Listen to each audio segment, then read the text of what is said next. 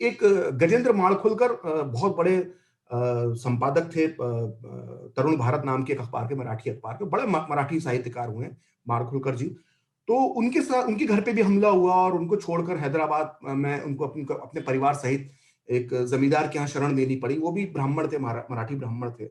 वो इतने आहत हो गए कि उन्होंने एक पुस्तक लिखी, इसका नाम था एक निर्वासिताची कहानी, मतलब एक निर्वासित व्यक्ति की कहानी। इस नाम से उन्होंने एक मराठी किताब लिखी जो कुछ लोगों ने गोडसे तक भी पहुंचा दी। उसमें उन्होंने पूरा दर्द लिखा और गोडसे के खिलाफ वो किताब थी कि एक व्यक्ति ने इतना जघन्य काम किया, वो मेरे समाज का था, उसकी वजह से मेरे समाज को ये सब झेलना पड़ा और ये उसका कृत्य गलत था, ये था। उस पूरा उसमें उसने वर्णन किया। मतलब गोडसे के को भरपूर उसके अंदर जो है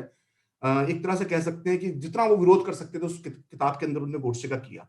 गोडसे ने जब ये किताब पढ़ी तो अपने मरण, उसको फांसी होती है 15 नवंबर 1949 को।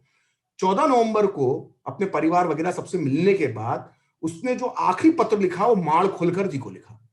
वो पत्र सोबत पत्रिका में 1970 के आसपास मराठी पत्रिका के अंदर छपा था और वो खुद गोडसे की हैंड राइटिंग के अंदर वो पत्र था।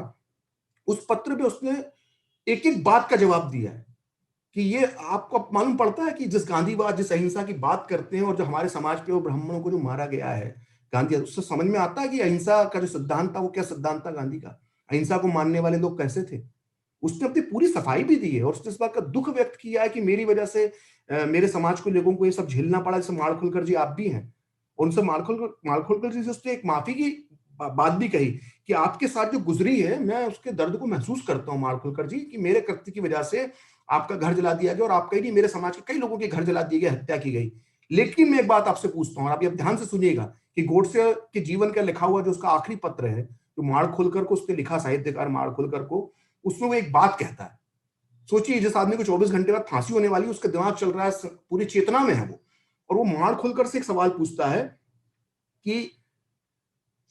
शरणार्थियों के साथ जब पाकिस्तान से वो जो आ रहे थे तो उनके साथ जो गुजरी थी, उनकी महिलाओं के साथ जो गुजरी थी, मतलब उसका कहना है कि जो महिलाओं की अस्मतें लूटी गई थी विभाजन के दौरान, तो वो माड़खोलकर जी से सवाल पूछता है कि एक पल के लिए सोचिए, आप आपने मुझे मेरी पूरी किताब में मुझे इतना सब कुछ आपने लिखा, आपका घर जल गया, सब मान लिया आपकी बात, लेकिन एक बात सोचिए कि जिन महिलाओं के साथ वो हुआ था